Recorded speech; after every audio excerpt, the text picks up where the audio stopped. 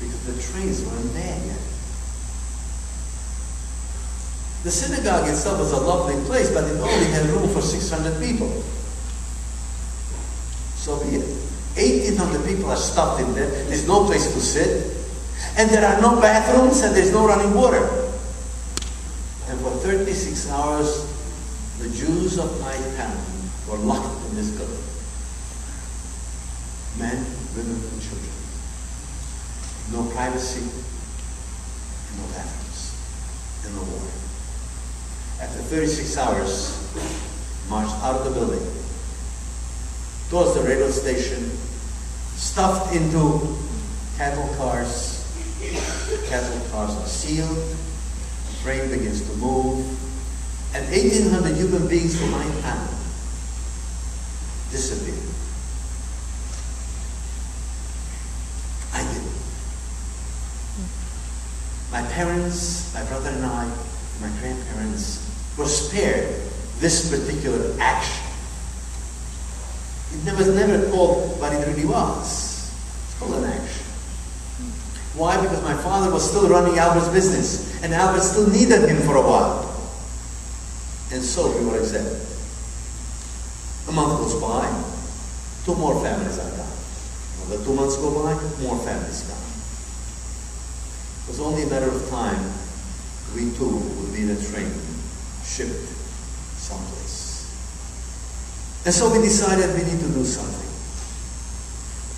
Like disappear. Where to go?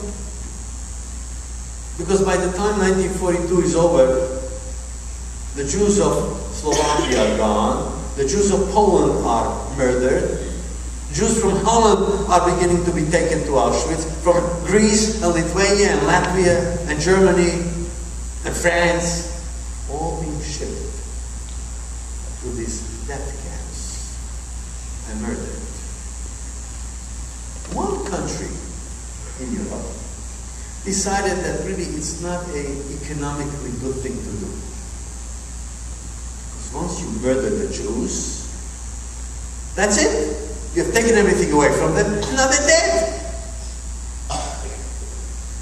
Hungary decided that, you know what, it's not a smart thing to do. What's much smarter is to use the Jews to do something. Work for us, for free. And so they take all the men in Hungary and would put them into a slave labor force, ship them out to the front lines with the soldiers. Their job is not to fight the war, but their job is to service the army. Their job is to build the roads, to keep the bridges properly, to clean the tanks and to make the clothing and to wash the clothing and to feed the troops so that the real troops can fight the war against Russia. And we'll pay them, of course, and feed them very minimally, and have the families at home supply the additional food they need to survive. And this can go on. It's a continuous process of having Jews doing something for us for free. Much better than that. From a Jewish perspective, this is terrific. Why? Because you're not being murdered. And so we managed to get across the border. How we got across the border is sort of very involved, and in fact I describe it in my memoir in great detail.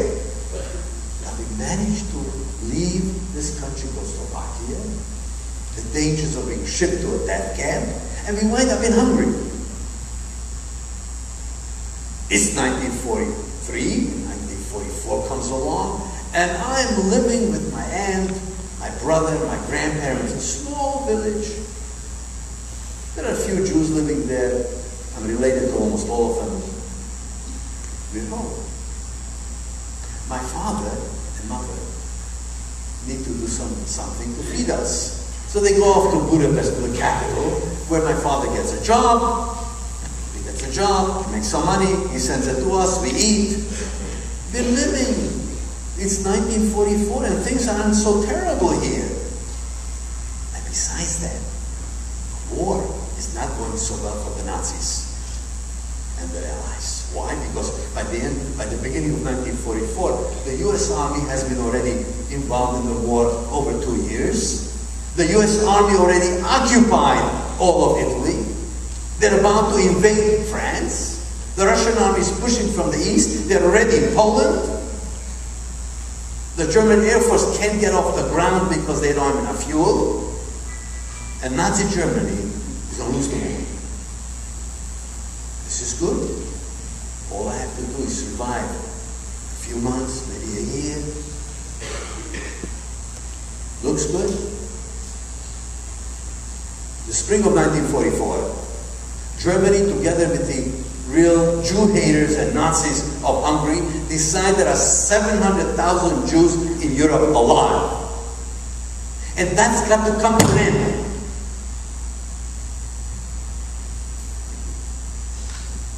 And so, the head of the Jewish desk, so to speak, is sent to Budapest. And he's told, your job is to get all the Jews of Hungary to those death camps. And so he organizes very quickly, within a matter of weeks, the Hungarian police and instructs them, your job is to get every single Jew in Hungary, put them into a ghetto, put a fence around the ghetto, make sure they're all dead. And so they do it.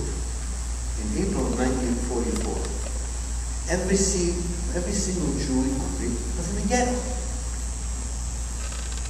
But only a few days went by and suddenly trains come into the ghetto. So there I am with my grandfather, grandmother, aunt, cousins, my brother in a ghetto. Within days, trains coming. The Hungarian police says, you must get into the train. And so I get into the train. Well, what is it? Well, it's a box. It's a cattle car. 90 people. My grandfather, my grandmother. Imagine the size of that, as you know, is not very large. There's just about enough room to have most of the people stand. Not enough place to sit for everybody. And obviously there are no bathrooms and there are no windows. And the doors are shut. And the train begins to move. We have no idea where we're going. And we don't know how long it's going to take. The third day in the evening, the train stops. The doors are slid open, and we're told to get out.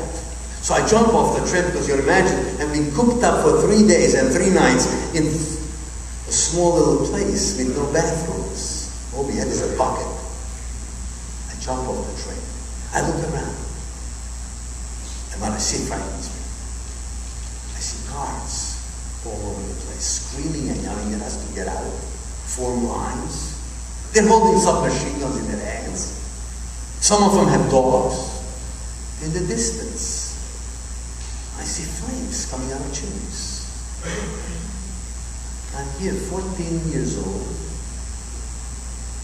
My father and mother are someplace in Budapest. And where am I? What is going on? But I have no time to even think because suddenly I am told, like everybody else, form lines, don't take anything with you. Whatever you have, drop it. And suddenly I'm facing a man in uniform who looks at me and says, links, to the left. Looks at my brother, to the left. My grandfather, to the right. My grandmother, to the right. My aunt, my 10-year-old cousin. And they're marched off into that building with the chimneys. They're frightened. But they have no idea what's happening. But they want to make sure there's no panic. So they tell the people as they're marching along, it's not very far, you're going to go there, you will be able to take a shower, after which you're going to be clean, after that we're going to give you hot food, and we'll resettle you. Sounded perfectly reasonable. And being that you're going to take a shower, most of the time they separated them. Absolutely reasonable, right? You go downstairs a set of steps, you walk in the room, there's nothing there except hooks on the wall,